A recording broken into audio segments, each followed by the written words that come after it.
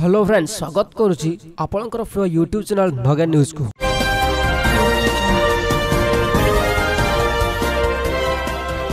ए पर्यंत सरी नहीं गणति अनुभव महांती एवं बैजयंत पंडा मध्य निर्वाचन केन्द्रापड़ा उपलक्षे तापर नजर रखु जो मैंने नगेन न्यूज यूट्यूब चैनल को सब्सक्राइब करना एवं ही सब्सक्राइब करूँ और बेल आइकन बटन को क्लिक करी वीडियो को एंजॉय करूँ और शेष जाए देखते वीडियो जानीपर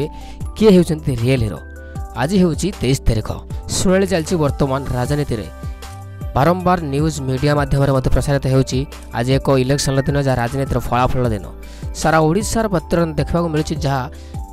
बीजेडी वर्तमान नंबर 1 रही जहाँ पूर्वर ताहा एबे किंतु बहुत बड़ दुखर कथा जे कि केन्द्रापड़ा अंचल में बर्तमान चली एक चांचल्य जे कि नायक सुपरस्टार अनुभव महांती विपक्ष में छेड़ा बैजयंत पंडा मध्य चली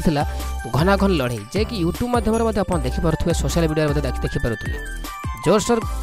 दुई जन लड़े मध्य आज सफलता अर्जन कर मिले ना ठीक से किए जीति किए रियल हीरो किए रियल हीरो एपर्यंत फाइनाल होना किंतु टोका कलिंग षंढर दम